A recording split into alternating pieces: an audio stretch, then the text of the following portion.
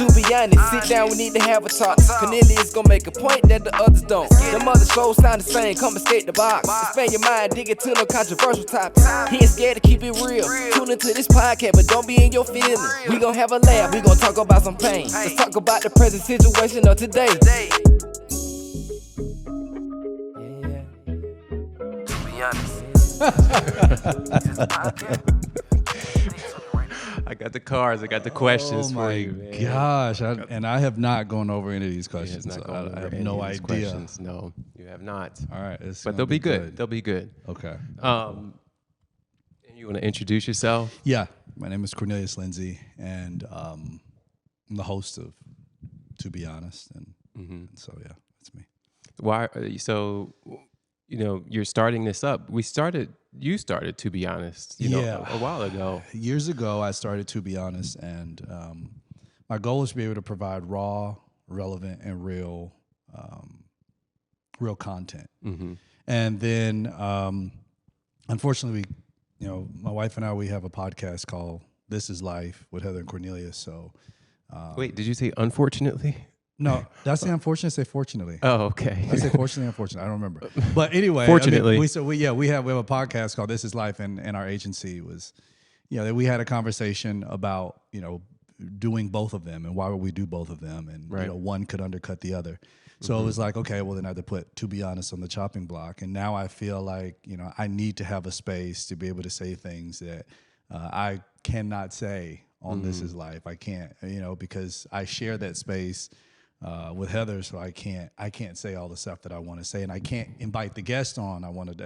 Some of the topics that I want to be able to cover, I can't do that there. So To Be Honest is to be that place where I can really have this discussion and be as raw as I want to be. What are some of those topics that you like? I want to talk about a lot of stuff. I want to talk about molestation amongst men. Yeah, wow. I want to talk about anger. I want to talk about issues of the soul. I want to talk about things that we're all dealing with, we're all thinking about, but we're not talking about. Yeah. And I want to have honest dialogue about those things, and sometimes just a monologue, but having an honest conversation about this stuff so that other people can know that they're not alone, whether or not we have something that's geared towards men, marriage, or women, whatever it is. Just letting people know that they're not alone, they're not by themselves. Yeah, this is awesome. I'm sure a lot of men will be impacted through it for sure. Yeah. So do you want to get right into it, or yeah, I don't even know what the questions we're going to be talking about some of these things, right? That you just mentioned. Okay. And then how that looks as a whole, within society, and being vulnerable, expressing emotions, right? Things of that nature. Right. So the first question I want to ask is, how does culture and society, and when you're trying to, when men are trying to either suppress or express themselves, how does culture or society really influence that in men today? Being able to or not being able to, do you think that men can be as vulnerable as they want to be in expressing themselves? No. Truly. And I would go as far as saying I don't think it's just a man problem. I think it's a people problem. And it's difficult for us to express vulnerability or to be truly open and honest because we have such an addiction to approval. Because we want other people to approve of us. And because we need their approval, we live off their approval, then we always have to live by certain customs and standards which are set by society. So if I deviate from those customs, if I deviate from those standards, then now it's problematic. So that's why you'll have, some men who will criticize other men, like the new word now is zesty. Like this brother is zesty. Yeah, zesty, which is they're referring to, more of a homosexual type of, slander or whatever it is. But like this brother's zesty. And it could be that this brother is really expressing himself. He may be crying. He may be maybe the way that he's talking, the way that, facial expressions or anything else. Yeah. And because of that, then this brother's seeking to be vulnerable, but now we have somebody else who criticizes. So in order to avoid the criticism, I just seek to adhere to the standards of society, and then I never give into it. So I never have an opportunity to be free, to just be me. Yeah. And so I think a lot of men deal with it. I think women deal with it even more than men because women do things just for other women, you know, because they're competing against them. Like, you know, I look at my wife sometimes. I'm just like, or anybody. I'm just like, you know, I don't understand the eyebrow thing. I don't, or the eyelash thing. I don't get that, you know. But you know, lashes. I don't get them. But you know what? They do them, and a lot of times I heard somebody say that women typically get dressed up to impress other women. Because when they go out, they're comparing themselves to this body shape and this thing, and is their butt big enough, and is their butt to thigh ratio the same? So we're just afraid that we won't seek the approval, so we give into it. I want to dive into something here. Okay. Right. I want to talk about a couple years ago. Okay. Something that happened to you. It was a very tough time in your life, and I know that you didn't want to express yourself or really talk about it because maybe you were getting advice from somebody else, and maybe your mentors were telling you, no, don't say this. Right. Was there any kind of that in play where you didn't feel like you were, like maybe you truly wanted to say something, especially regarding the whole church situation with the go? It pissed me off. Did it? Yeah, because the honest thing is, and I'll say it now, the honest thing is there were many things I wanted to say, a lot of things I wanted to say. In fact, I remember coming to you and saying, hey, not only do I want to say something, but I want to make this inclusive into what we talk about at church. I was going to do a whole thing on accusations. I was going to talk directly about all this stuff. And, you know, the counsel that I was getting was saying, don't say anything. That is not the time to say anything. You don't need to say anything. If you say something, it's going to make it worse. You're going to do this, you're going to do that. We changed the whole series last minute. We changed the whole series the night last before, minute, actually. and we changed it to love. Remember that? We did a series because I was told, you need to talk about love, talk about this. And it came across to people that I was trying to avoid the situation. Right. And that pissed me off because I'm a very confrontational person. I'm very confrontational. Yeah. I don't mind dealing with crap, and I definitely don't mind dealing with lies. And it's like I've been convicted of nothing.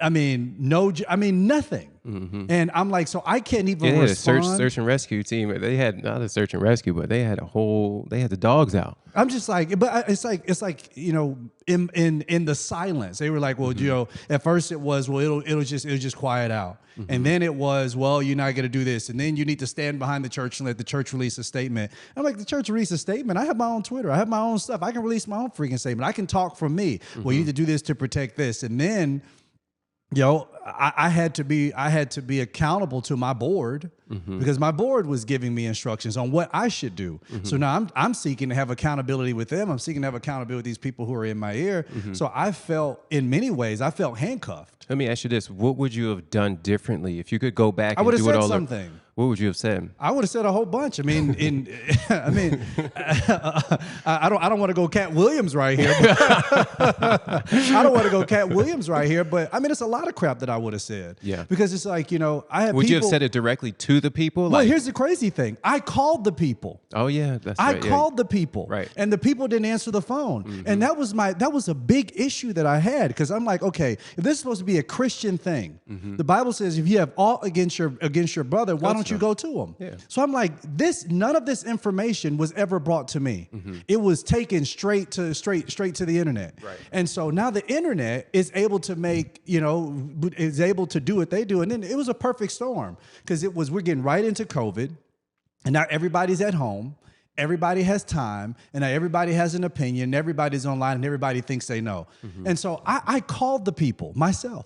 And the people never answered the phone. I left voicemails saying, "Hey, I can't even believe that this is what you thought, because you never said this to me, because you were at my house just a couple months ago with your family on Christmas Day, and you spent the entire day there. So if I'm supposed to be such evil, bad person, then why would you bring your children around me?" Where do you think that's all coming from, though? Like, why do you think like that just all, why do you think somebody would do that or begin to like say that? I believe jealousy? That from the little bit that I got, I believe I believe jealousy had a huge part to play into it, but there was a Bible study that was supposed to be had where they were supposed to be getting together to study the Bible. And of course, we know how these small Bible studies happen. They go from, I'm just going to study the Bible, to now let's talk about pastor. And so my name got brought up. So then So they this start is a talking Bible about study things. that the people in the church Well, had. some people in the church and some leaders in the church, and they started talking about stuff like, this is how much he gets paid, or this is how much he does this, and I'm just like, none of this crap is even accurate. And then there was one guy who he didn't have his accounting license. I was seeking to assist him in the building of his business. And so it's like he felt like he had all the information in the world about my life to be able to tell these people in this Bible study. And then from there, it's like those seeds get planted, and then it becomes slanderous. And then now it's like it grows from there, it goes from there, it goes from here. And then you know what happens. A small group of people. A small group of people. But you know what happens? As soon as as soon as one person says, I got some against you, then it's like everybody, wait a minute. Everybody who you feel who they may think has felt offended comes right back and says, oh, I got something too. I mean, the same thing happened right now with TD Jakes. Whatever happened, but the same thing, Diddy. Think about people like that. It's like it doesn't matter. If at any point in your life, if I have felt offended at all, then I'm going to say something. Yeah. And so, I mean, it was petty stuff. I didn't read the crap, but I had PR team and stuff like that who's like, somebody was saying that, your wife was buying a new pair of boots and they were upset that they couldn't get a pair of boots. I'm like, what the hell? Like, what is that? It was the smallest, minute thing. And here's the thing I realized, that the people who were so upset and so bothered were not people who truly loved me anyway, or loved my family anyway. These were people who I believe were competitive against us, who had a sense of jealousy. And not only that, but they already felt like, I don't like you. And now that I feel like I have something of evidence to prove I don't like you, then I'll do that. Because through all of that, nobody talked about the cars we paid for. Nobody talked about the hotels we paid for, or the down payments on homes, or the apartments we rented, or the baby clothes that we bought with our own money. Yeah. Nobody talked about all of that stuff of how we helped you when your car got stolen. Nobody talked about the stuff when things happen in people's lives. Nobody talked about that. The 2 and 3 hour trips that I drove in my car on my gas to go and marry someone, and then didn't ask. I've to this day, I've done hundreds of weddings. Never ever have I demanded a payment. Didn't ask them for gas money back, but that was something. Didn't ask for them to pay back the bail that you bailed them out with too. The amount of people I bailed out of jail, bro. Sitting down in Fulton County Jail, or calling on the phone, sitting in my car every 15, 30 minutes, walking inside saying, have they been processed yet? Mr. Lindsay, they haven't been processed yet. Pastor Lindsay, been processed yet. They haven't been processed. I walk outside when they've been processed because I didn't want them to have to change out and have to go into the slammer. Because typically, I was the first person they called when married couples in my church were arguing with each other and fighting with each other. They called us. And guess where they stayed? In our house. Because we felt like, you know what, it'll be better for you to sleep upstairs because you may not fight with each other with us here. Or maybe the husband, you stay here, and the wife, you stay over there. And it's like, or if you need a place to, here's my basement. We have not lived alone, no matter how big our house was, bro. Our family never lived alone because we always had people who were living with us. And it was like, what hurt the most was the fact that I knew I gave my best to people, and people shat on it. That's what hurt the most. And it's the people with whom I thought I loved and I thought loved me. That's what hurt. Yeah, tough. That's tough. When that happened, I thought, I got to the point. You think that kind of like really shaped a lot of like how you feel now, treating people and dealing with people? I'm definitely not. I'm definitely. You feel like you're more closed off? Absolutely. A lot more. A lot more. And it sucks. I'm a lot more apprehensive. And I'm always looking over my shoulder. My trust is very, very minimal. Because I'm just like, I don't know why you're here. Because I thought I knew why they were here. And all these things, we love you and we're here for you and we're gonna be and it's like, I'm using you. Are you triggered at all, especially with starting Sabbath? Do you feel any kind of triggers come up in dealing Sometimes with I that? do. Like In dealing with because people, 'cause when- pastoring, you're dealing with people every day. When new So if you people don't come, I feel triggered. When the old people are there, even the leaders we have now, sometimes I have to step back and I think to myself, like, am I sure? Mm-hmm. You know, I feel the trigger in that, and I have to. I sometimes I don't know what to do with that. I don't know what to do with it, and This is another segue as far as like not knowing what to do with it, and your beliefs, your faith, and what your faith tells you is to cast all your cares, right. for He cares for you, right, and to pray when you're angry about something. Take it to the Lord in prayer. Right. How do you reconcile that when you're trying to come to a resolution in the moment of being angry, of being highly emotional? If you were to go back to those years and during COVID when all that was happening, like, Right. how do you kind of reconcile the two? Like, do you think that it can be a little thin in a sense? I'm not saying prayer is thin I know or what less you mean. powerful, but do you think it can be thin to a degree? I think that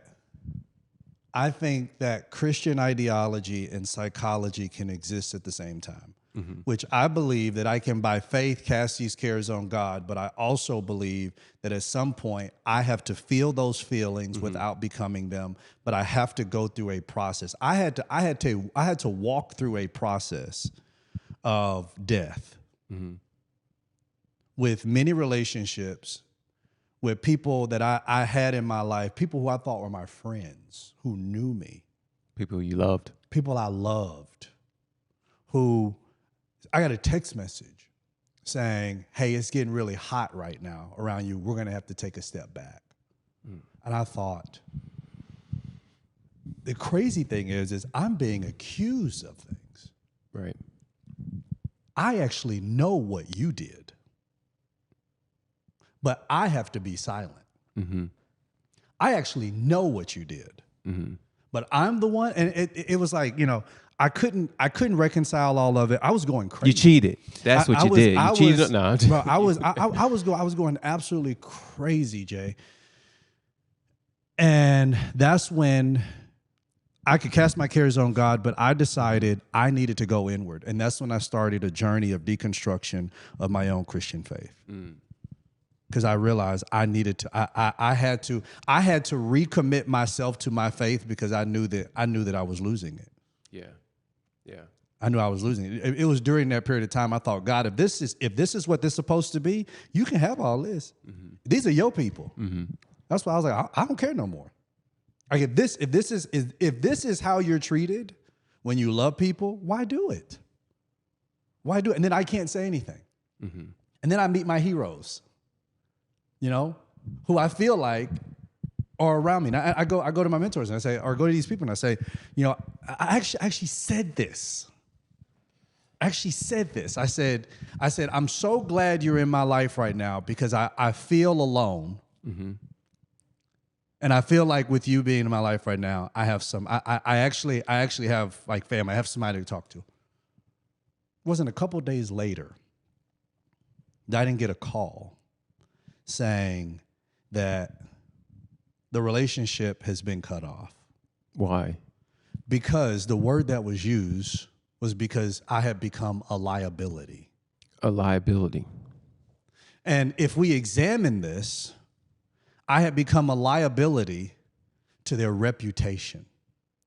And that it crushed me. I remember I went downstairs to go and record a podcast for Silent Majority. I was doing a podcast called Silent Majority at the time, and I went downstairs to go record the podcast. I went downstairs to to be honest, I'll tell you. But I went downstairs to go record the podcast, and that's when I got the phone call. And I was like, yo, are you? And I remember saying, I just told you how alone I feel. And this is what I get. And then the next response was, I get that, but I'm going to send you an email in the next 5 minutes stating everything that I just said. Please confirm it. Just write back that you understand it. And that's it. That's how we sever in relationships. That's how it happened. I got the email. So I remember that's looking like, at the how could you email. be somebody's mentor and then do that at one of their? I had tears coming out my eyes, man. I was crying, and I was like, I felt so alone.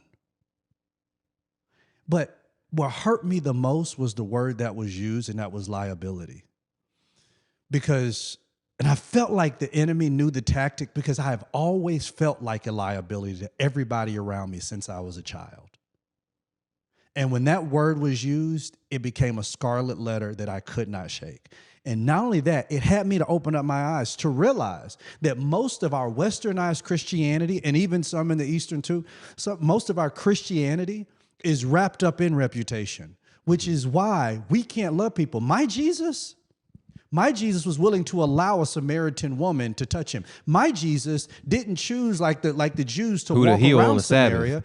He actually went through Samaria. Mm-hmm. He went through the very town that the Jews didn't want to go into. My Jesus was willing to touch the people that nobody else did. Nobody was a liability to him. Nobody. But then I look around and I'm like, so this is what this is? Mm-hmm. We're friends. Mm-hmm. You know me. I've been there to help you when you needed groceries. I was there to help you. And now, because of what somebody else said, now you feel bad. And then here's the other thing. I got apologies Later. Or no, I got some. You got apologies from that person? From people who accused me. I got apologies. I got apologies from them. Mm-hmm. And then, but it hurt. That hurt me even more, because their private apology was not as loud as their public accusation. Oh no, not at all. You apologized to me privately, and then here's my thing. Here's what I'm told: you can't say anything. Don't say anything. That's just what leaders have to go through. Mm-hmm. And that's when I'm like, bullshit. Like, if this is what this is supposed to be. Because what happens when they go through it. Oh my goodness. I remember. Are they taking their same advice? Because they're going through it right now. Are they taking the same advice? They're going through it right now. And I'm just like, and I'm watching go through it and, get on the stage and then talk about it. And I'm just like, really? It's like I sit back, and then I don't even want to go off topic, but go off topic, man. Go off. What has really pissed me off about a lot of this stuff is, I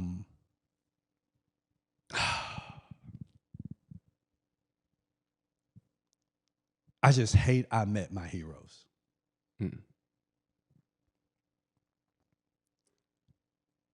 The crazy thing is, I didn't give, beg, or steal to meet them. I was invited. Invited. And I met them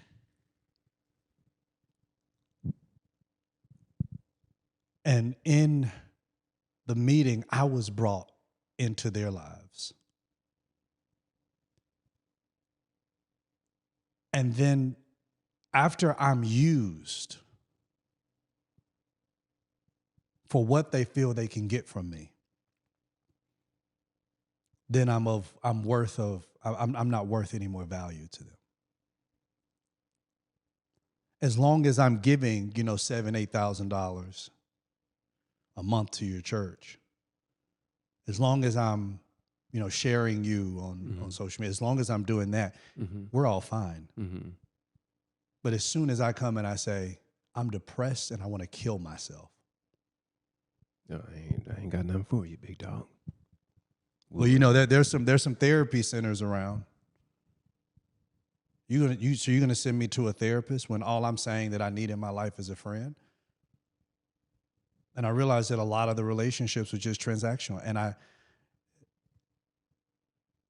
hate, like, if I can go back, one of the things that I hate the most is that after I got saved, I saw the back end of the church. And I hate I saw it. I The hate whole church you're talking about as a whole. of like, you know, the big time, the TV evangelists, gotcha. the all that. I yeah. hate going back now. I hate I saw it. Why? Oh, because of Because I was able to in this time now, I say in maturity, I was able to see their humanity. And in my immaturity, I saw their humanity and I thought, this is wrong. Not recognizing they're humans too. But I think now I look back and I think, man, if they had even in their humanity, I thought this would be really cool to be able to use it as an example to show other people that they can be human too. Which is why I am so heavy on authenticity. I don't have to hide a doggone thing from anybody, you know, because I am who I am. But I just really hate that. Are you reading a book right now that's talking about that actually? Yeah, I right? am. The Courage to Be Disliked. And it's great, but I hate that. I hate I met my heroes. I've been in the green rooms. I've sat in the cohorts. You know, it was always, when I was pastoring, it was always about what I could offer. Wouldn't that make somebody, like when you see somebody for who they truly are, that would either make you love them more or repel you? Do you think that it like pushed you away a little bit? Let me say this. Let me say this about that. I don't mind anybody's humanity. You can screw whoever you want to screw as long as they are of legal age. I don't care who you screw. I don't care what you do. That in your humanity, that what decisions you make, I'm not responsible for those decisions. I don't care about that.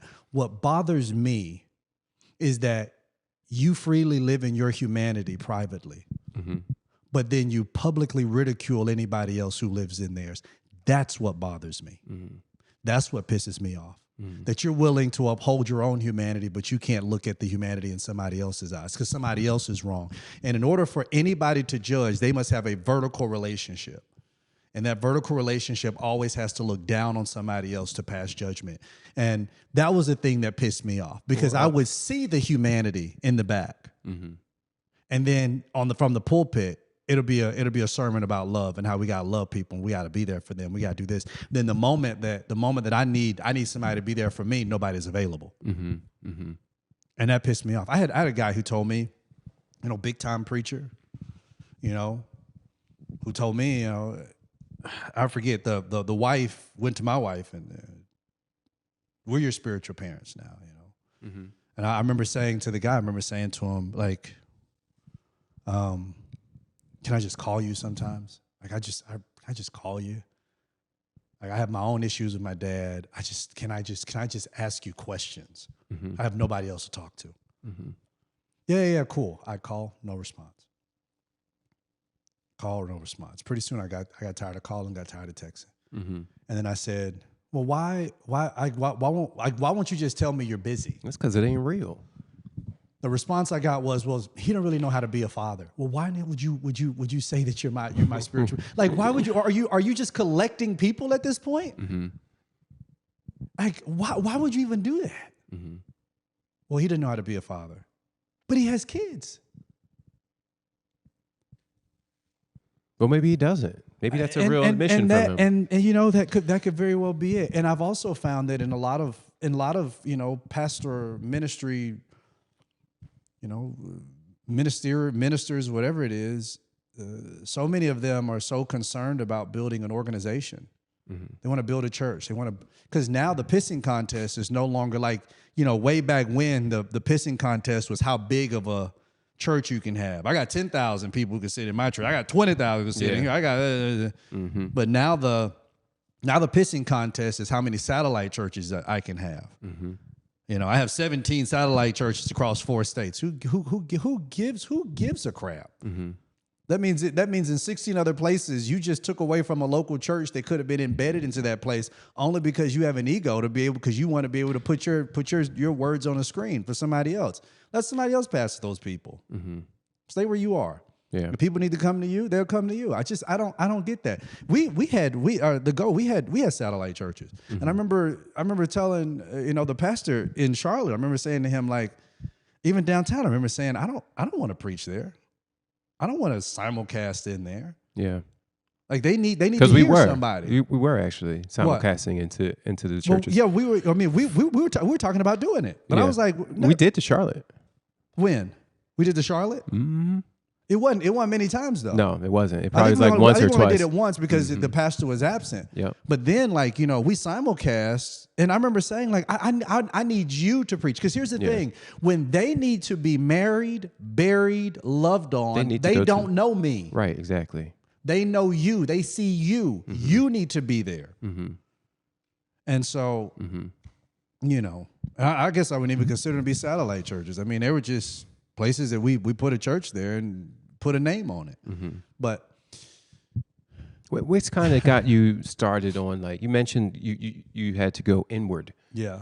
In this journey inward, of finding yourself, or what kind of started that? Do you think it was what happened during COVID? Absolutely. Yeah. Absolutely. I think that when you go, I think the best thing that could have happened to me was for me to go through a period of darkness. I became like an unfinished film inside of a dark room. I had to sit in that dark room for me to develop. And I couldn't sit in there with anybody else. I had to sit in there alone. And it was one of the hardest things for me to do, because I did not know what to do with my emotions. I did not know what to do with my feelings. I did not know what to do with my anger. I mean, heck, a lot of stuff now I still don't know what to do with. I was going to see a therapist, and I remember just leaving the therapist sometimes thinking, this is a waste of time, and just kind of diving into as many books as I possibly can. I've read every Brene Brown book you can think of about shame and vulnerability and all this stuff. So I think what shaped it was, or what started it was, me going through a hard time. What were some of the things that you came out of the dark room with? That it's okay for me to love me, and it's okay for me to find me. I had a lot of self-hatred, and I was able to identify that my self-hatred came from the fact that I had lived so much of my life being concerned about other people's approval. When I was a little boy, I was always the good boy. One of the first books I read during that process was a book called No More Mr. Nice Guy. And then the other one I read right after that was No More Christian Nice Guy. And No More Christian Nice Guy was absolutely amazing. I remember reading the book and reading about the good boy and saying, that was me. Living up to the standard of being the good boy. Yes, ma'am. No, ma'am. Yes, sir. No, sir. Get the good grades. Do everything. Clean cut. Got it all right. Oh, you're doing well. You're doing well. And always having to perform to live up to that name. Well, that's not a bad thing, being like doing. It is. Listen to what I'm saying. Getting straight A's is not a bad thing. That's not a bad thing. Yes, man. No, man is not a bad thing. That's not a bad thing. Right. Being respectful. Right. Doing what your teacher's telling you to do. Going through college. Whatever, all of those things, they're not essential in and of themselves bad. Right. So what's bad about it? Because you're having to perform to do it. It's not something that you want to do. You're doing it in order to get the approval of other people. And that's where the problem comes in, because it doesn't stop. Because I went from being the good boy, and then, now I got saved. I'm in the church. Now you know what you are now? You're the man of God. And now all the definitions that come with man of God, all the characteristics, that means, you don't do this and you don't do that. The man of God don't do this. The man of God dresses like this. The man of God does this. The man of God. And so it all depends on whatever denomination you find yourself in, that's what the man of God does. And then I went from being the man of God to now you're the pastor. And then I have people come to me after church and say, my pastor in my old church used to do da-da-da-da-da. And then I would think, oh, man, maybe I should change. Maybe I should do that. Maybe I should do that. Maybe I should do that. When I finally let all that crap go and stop caring what people thought about me, now if somebody comes to me and say, my pastor, he would baptize us right after church. Well, go back to your pastor then. I'm not him. I'm not him. I'm not him. Or, Apostle Johnson wanted me to send you a word. Tell Henry, I said if he wanted to talk to me, he could talk to me. I call that man apostle. He your apostle. He ain't mine. So you tell Henry we can talk. Make sure you address me as apostle too. I've had people to say that. What? Address you as apostle? Oh man, I remember being like, what's up, Tommy? They'd be like, Bishop. I say, your mama name you Bishop? No, but you know, I have been brought into the nigga, you Tommy to me. You Tommy to me. Sit down and drink this water. Let's eat this hamburger. You Tommy. I'm not calling you Bishop. I'm not calling. No, I'm not gonna do it. You can say I'm disrespectful, but you want to. Don't care. I ain't calling you Bishop. I'm not doing it. Your name Tommy. I'm gonna call you Tommy. In fact, even at the go, I don't know if you remember this, but when people would ask me, "What do we call you?" my response was, you can call me whatever you want to call me, but don't call, I said, just don't call me out my name. Mm-hmm. And then number 2 was, if I earn the right to be called pastor, you can call me that. Mm-hmm. But don't call me pastor because it make me sound old. Just call me PC. If I earn the right from you, then you can call me PC. Yeah. But I was willing to earn that right. Mm-hmm. I was willing to work towards my respect. Mm-hmm. And it wasn't disrespectful when they called me Cornelius or they called me C. In my eyes, that wasn't disrespectful. Mm-hmm. It'd be disrespectful if they called me, you know, something else. If they called me a son of a, you know, something like that, they're disrespectful. And then, you know, we got to talk about it. But So this is a constant evolution. It's right? a constant evolution. But it's a lot of things that I learned in that. So you're looking back a couple years, right? You see where you were then, see where you are now. Like, what do you think the next few years holds for you? Do you think what do you think about that? What do you mean? Like, you know, pastoring, as far as like loving people or growing in that inward journey? I mean, it's constantly unfolding. Guess it's hard to tell. Unfortunately, when I started the journey, I didn't know certain information that I know now that threw me off kilter. Mm-hmm. You know, my mom shared some bombshell news with me on August 26th of 2022. Definitely want to talk about that.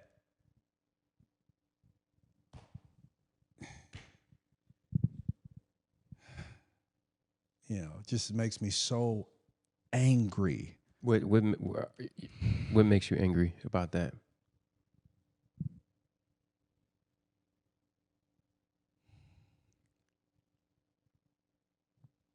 That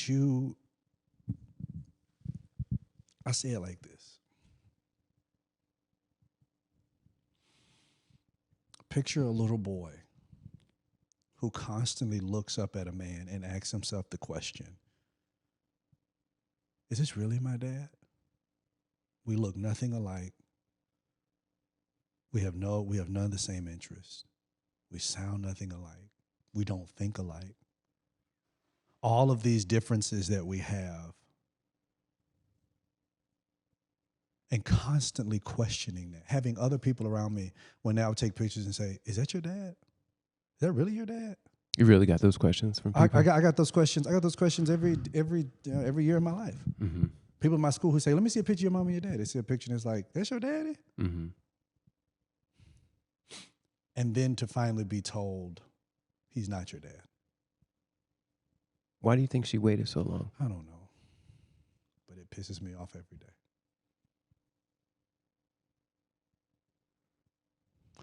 And I want so bad to act like it doesn't. But if I'm honest, I'm so angry about that.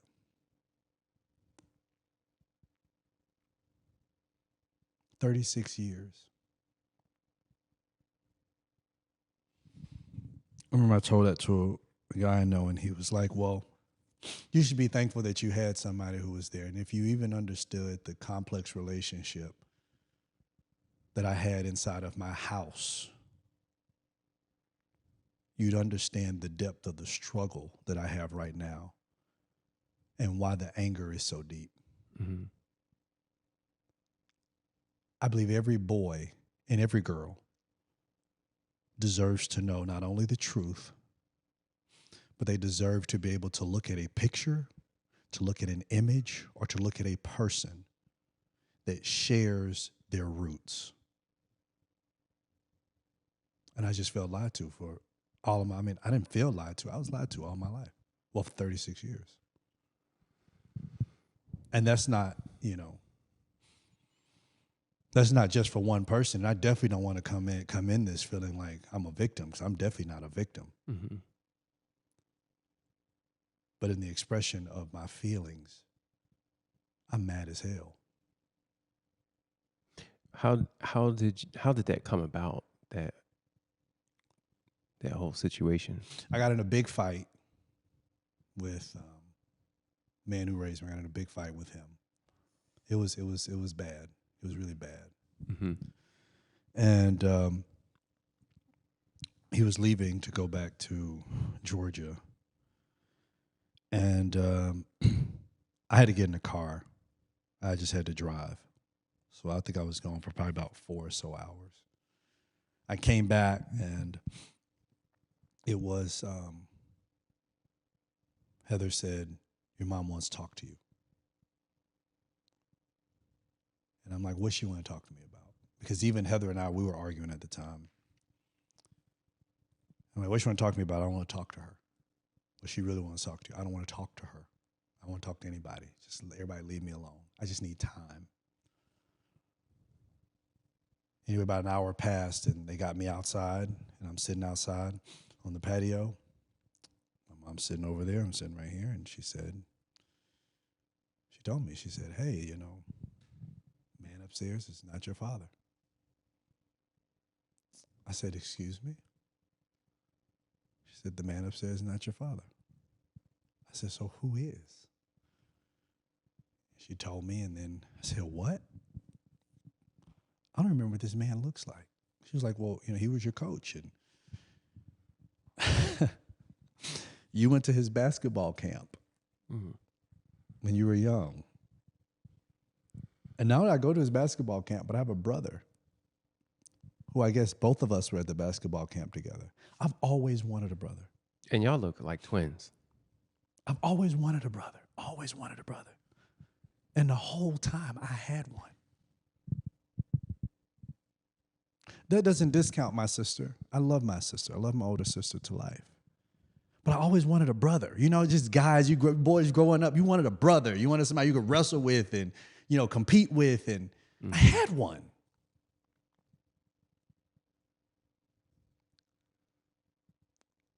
And What did you do? Is that all you said? You just asked?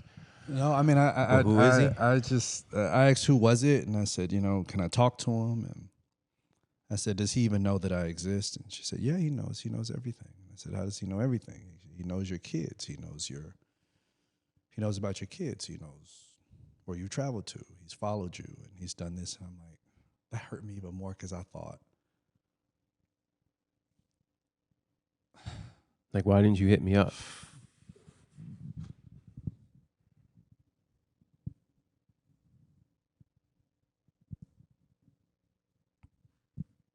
you knew my whole life,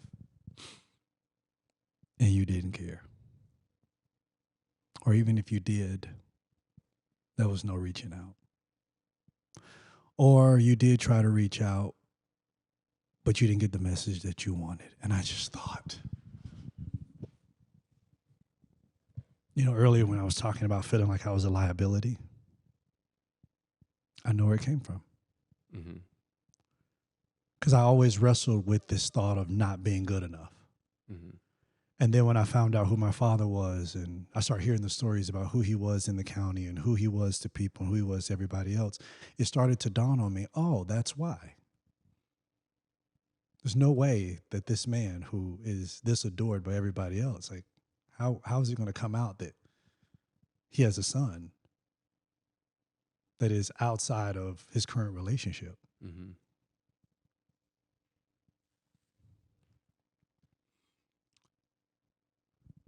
And that part of self-hatred that I talked about was the fact that I have despised myself. And I know this ain't gonna be good, this ain't gonna sound good, this probably ain't good. I don't care, I'm gonna say it.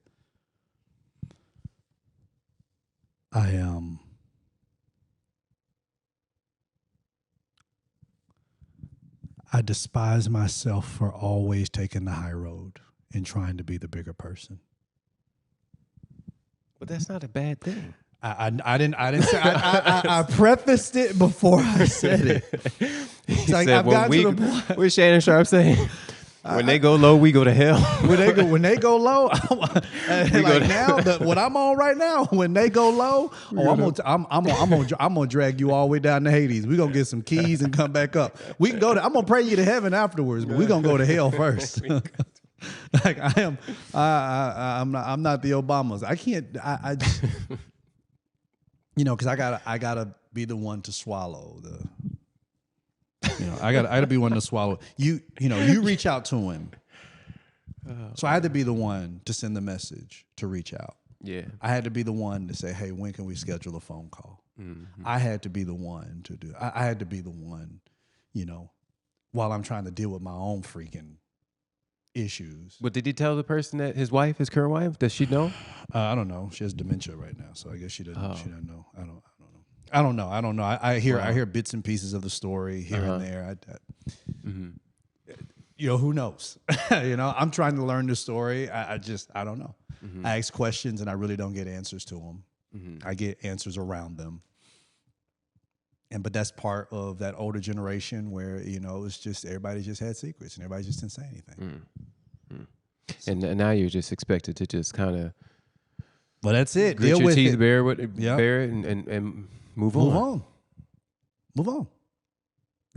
I hear people that say, "Well, now be glad." What do you do to grieve that? Like something like that. How do you properly go through those stages of?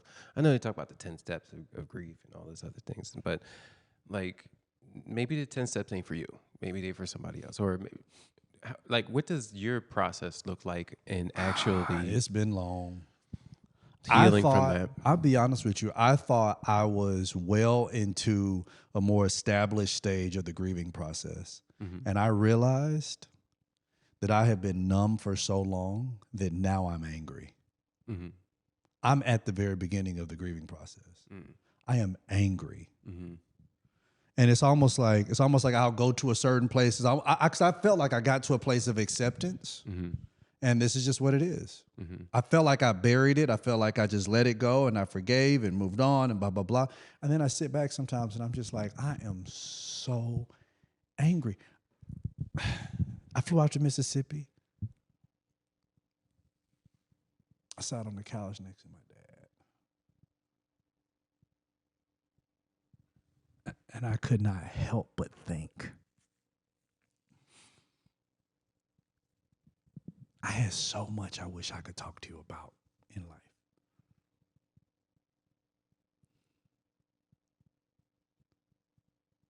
I've been looking for somebody like you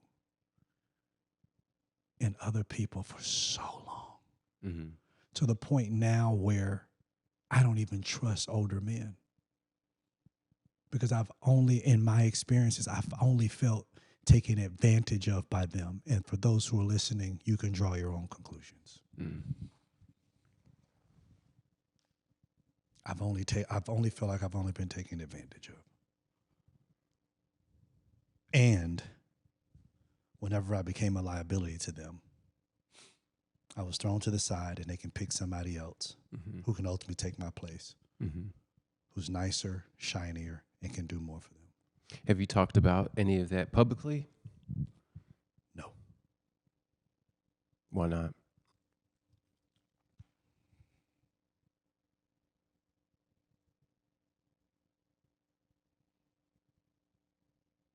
Number one, I don't like mess. Mm-hmm. I feel like a lot of it is mess. Mm-hmm.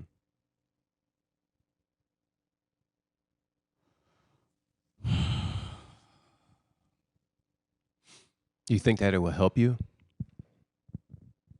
Might. Because I feel like I have so much caged in. So much. Mm-hmm. Even throughout 2000, like even all of that stuff that I knew, it's like my life has always been about, but you can't say anything. Mm-hmm. Just be quiet. Mm-hmm. Don't say nothing. And I'm just holding it in. And I'm wondering where the depression came from. Is because I keep holding stuff in so long. I'm filled with pressure. And pressure when it can't be released, the pipe soon explodes. And for men that looks like anger. And it looks like issues of like violence. Yeah.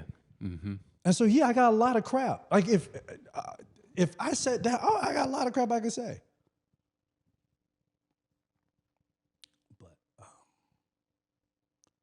I never forget somebody asked me a question when I was doing when I did like the big time Zoom with people, and somebody asked me a question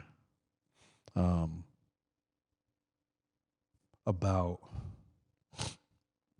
you know, it was something like, you know, how they felt that I did somebody else. Would I have done that? Or did I feel like I was treated that way or something like that? I forgot how the question was asked. I remember thinking back, but my response to them was, you have no idea about any of the situations with the people I've worked for, been around. You have no idea. You know none of the story. And I know you don't, because the people with whom I was around, I know they're not going to tell you, because number one, you don't have access to communicate with them. Right. And you've never heard it from me, so you know absolutely nothing except what you want to know. But if I was vindictive, if I was as evil as you want me to be, as you claim I am, if I was that person, oh, trust me, I could be that person. But that just ain't me. Well, earlier you're talking about actually going to hell with them. If they go low, In you going to in certain situations now I will. You know, it all depends. You know, I had somebody who told me they didn't like me smoking cigarettes, and I said, well, no, they didn't like me smoking cigars, and I don't like the fact you smoke cigars, and I was like, well, I don't like the fact you wear your wigs. Like we can both go back and forth on what you. I know what you mean. What you don't like, you know. But how do you not be messy but still? I just don't want to be involved in that bull crap. And I know I've had the conversation.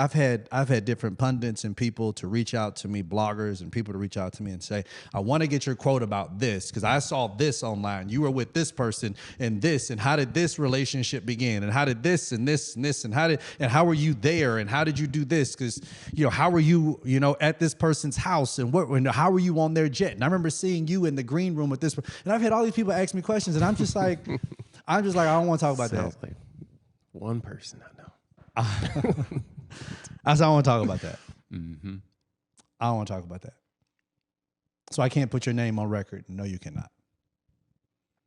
No, you cannot. Well, I'm gonna talk about it, but I'm gonna just say a guy I know. You can say, well, you can call him whatever you want to, but I mean, so you just take it, you just grieve with it and deal with it and process it on your own. I mean, I'm not saying that you got to go out and I'm know. not giving instruction. I'm just saying, like, what do you do to actually process through that correctly?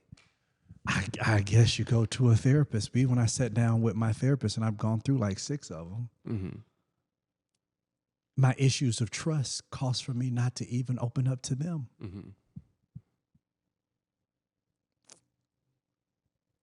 Do you think vengeance, not on your behalf, but retribution in any sort of way, would serve as justice and help with a process of grieving?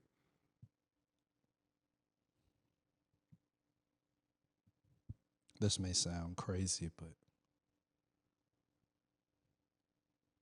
I don't want them to hurt. Yeah. I don't want them to go through what I went through. I don't want them to be in pain.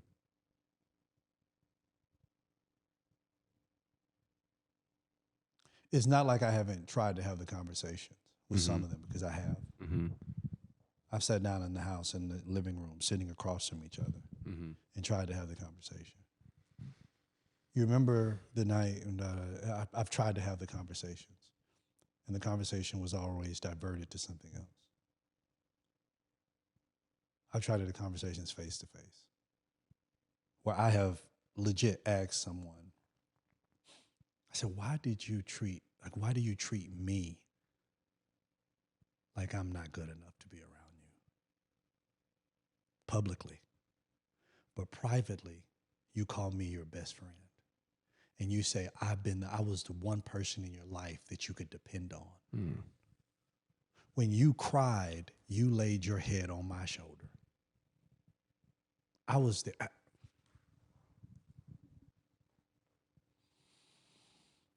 Yeah, I thought. I asked the question, bro. I asked the question.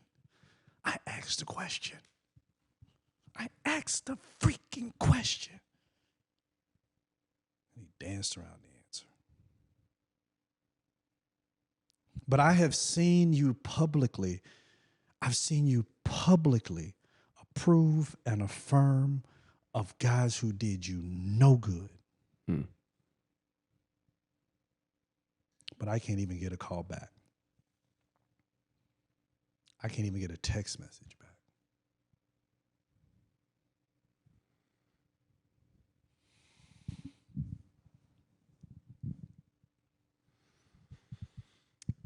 Man, that's heavy, man.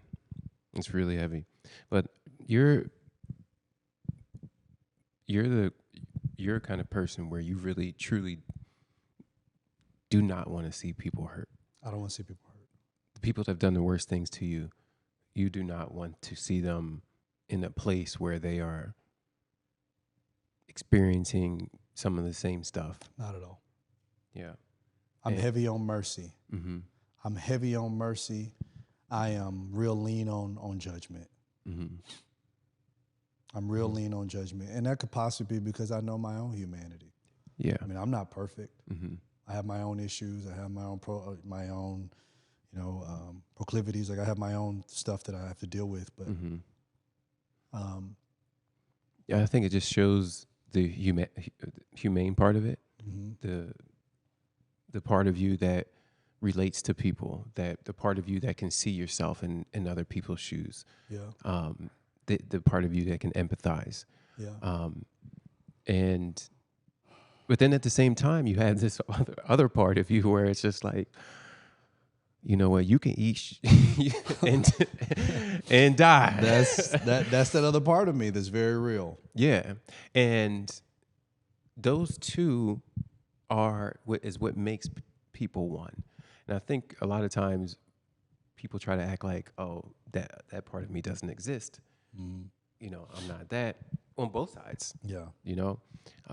But the two becoming one is ultimately like what I see you going through in your journey right now, your inward journey. Yeah. And you still have a public facing career and you're a preacher and everything. And, but there's another aspect to you too that a lot of people might not see right off the bat. So I know I've wanted to tell people to go to hell many times. And in fact, I mean, I'll be honest, I've told people to go to hell. There's some people who I know, who I've loved on and been around, if they went to hell, it's just like, it is, but then there comes that part of me that just says, Cornelius, stop. Love them, let it go. Mm-hmm. I remember seeing in person one of the people who talked so badly about me. Who was it? I was seeing him in person. Who was it, Cat? And I walked, Cat Williams' thing, and I was walking through Target in Buckhead. I saw the person, and my heart just started. The person saw me.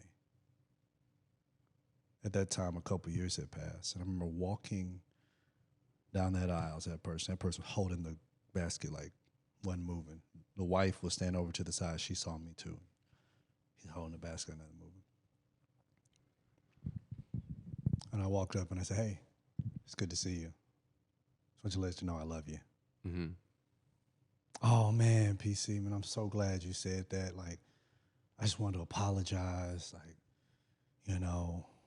man, we was just going through a lot back then, our own marriage, and so I just felt like, I don't know, I was angry, and I feel like I take it out on you, and I've been wanting to reach out to you, but I want to share how to, and and I thought, and I looked at him, I said, man, I didn't come here for that.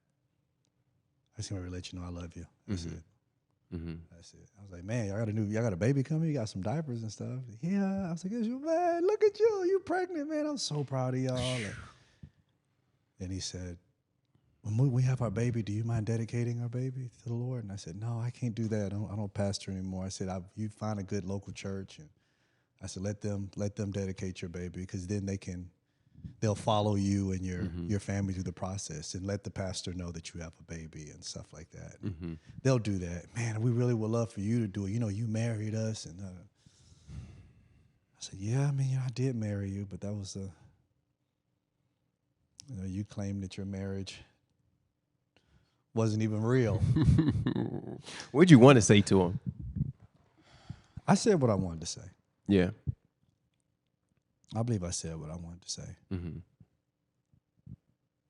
Because I did. I love him. Yeah, this journey, man. And it kind of brings me back to, just talking about men and being able to express themselves and finding space for them to express themselves in a true manner, in a real manner, where they don't feel judgment. Is that best done publicly, or is it that best done privately? I always believe that you should have a private conversation. And if there's ever been something that I have said publicly, I have made if I have not spoken to the person privately, I've at least made an attempt to. Unless I just don't know them. And then if I don't know them, I ain't got no business talking about you, because I don't know you anyway. Yeah. But I think the first thing to do is to have a private conversation. Be able to air out what those grievances are. Because what's the use of going public, except you want to get attention for it? I don't care about the attention. I don't need the attention. I want it. Yeah. Like, this is an issue that was between me and you. This hurt. And I want to correct this horizontal relationship, because it's broken and it's fractured. And I'm fractured because of the fractured relationship. Is there a point at any time where it should go public? I mean, I guess for some people, I don't really see, because even in the verse you talked about in the Bible earlier, if you have all public. against your brother, he said confront your brother first. Then after your brother, he says go to the elders, or go to the council. So it's like, even then there's still a segregated body of people. Like, to just say, well, let me just go to Twitter or X, let me go to Instagram, let me go to YouTube. That's for attention. That's for attention. That's for attention. Like, why? You got to make a video. You can't call the person. You have all these issues against the person. You can't call the person. And then you want to gather and garner support. You're gathering and garnering comrades, because you're not really friends. You're just against the same enemy. And you've made this person out to be public enemy number one. And your narrative is that this person is an enemy. And I believe that is extremely dangerous. And like, now, even with stuff that's going on with certain people, when they've been talked about, I get people who reach out to me. You should say something. You should say something. You should say something. For what? How convenient would it be to say something? Like, how convenient? Like, but why? These are people. They have their own sense of humanity. And then here's the other thing. I don't know. Yeah. It needs to be you. And I don't even care. You'd be acting just like them. Yeah, I don't know. I don't get that. I don't get that. I do not get that. I do not get it. I don't get it. I believe that, if you have, you got something against your pastor, it's not, let me go and let me tell the whole world. It's, hey, find out who the board members are. Talk to the board. That's a great place to start. Find the elders of the church. Talk to the elders. Like, that's a great place to start. But now you want attention. And my prayer back then, one of my first prayers back then when all that stuff was going on, is, God, I pray that you give them all the attention and fame that they want, because I know what the hot light feels like. I pray you give them everything they want. And I pray, God, that you multiply every seed that they've sown. That was my prayer. Seed. Better sow the right seed. I pray that that God multiplied every seed that they sown, and they got all the fruit from it. Because one thing that I believe in the spiritual principle of seed time and harvest. Yeah, absolutely. You sow it, the time will pass, you'll reap it. Absolutely. And nobody, I don't come out publicly against anybody, because I just don't I'm just not going to do that because I don't want that. I don't want that song. What are people taking from this conversation? I don't know. Hopefully they can take the idea that, you know, they're not alone in their sense of brokenness and walking through things, and it takes time to heal. It takes time to grow. Like I said, I felt like I was at a place of acceptance. So even with my whole dad situation, I realized I'm right back to anger. I feel like I'm ping-ponging back. I've been numb for so long, and now I'm back to anger, and it's just pissing me off all over again every time I think about it. But I don't know. I mean, I'm not worried about how people see me after this, because one of the greatest things my journey of soul care has taught me is that I don't care. I don't care about their approval. I don't care about their acceptance. I'm gonna be me. If you don't like it, long walk, short pier, shark-infested waters. I care more about a cat playing with yarn in the middle of the Sahara Desert than I do what some stranger thinks about me. People are like, oh, I'm gonna unfollow you. Negro, I didn't know you even existed until now. So imagine if your presence was so insignificant in my life, just imagine how even more insignificant your absence will be. I didn't even know you existed. Didn't even know you were on this earth. Hadn't even seen your picture. Don't even know who you are. And you going to follow me? I don't care. I never asked you to follow me in the first place. I am so free because everybody else is trying to build a platform and they're trying to build a brand. They're trying to build all this stuff. I ain't trying to build any of that stuff. This is me. You're going to see me smoke a cigar and you're going to see me preach at Saturday night at Sabbath LA. You don't like it? Don't come. I'm not your pastor. I don't care. Well, where's right and wrong come into play? What do you mean? Well, that's a whole conversation. I think we should have another, because I have a whole different thing that I do. I have a whole different ideology on morality, and I feel like we have weaponized morality in order to have more behavior modification, and I believe that religion has weaponized morality in order to create this side and that side, in order to create more division. And so when it comes to the whole sense of morality, I got a lot to say about that, because the Bible even talks about it. The Bible says there are none that are good but God. In fact, it even says that our works are as filthy rags, as a woman's period pad. So if that's the case, it's like, I'm out here trying to be good for who? And what part of me is good? The fact that I give in church, the fact that I go to church? What is that to God? Like, what is good? I'm not. What is bad? I'm not. I am right there in the neutral. In fact, the only thing that I am is guilty and deserving of hell, which is why my faith in Jesus Christ is so paramount, because now there's nothing else that I have except my faith in him. Morality, I think, has become a sore spot for so many people. Religion has used it as a whip. Slave masters use it against their slaves. Pastors use it against their pews. They use certain scriptures as whips in order to get everybody else in line. Yeah. And then to kick other people out, to push other people away. And that's not who my Jesus was. And that's not who he is. Don't address those people. That's not the right thing to do. Don't do what? How you got advice? Don't address those people. That's not the right thing to do. Yeah, but that's so. I think we need to sit down. That's and on a have a smaller whole scale, other but conversation on morality. Absolutely, that'll be good. That'll be good. This was good. And I look forward to having that conversation too. Wow.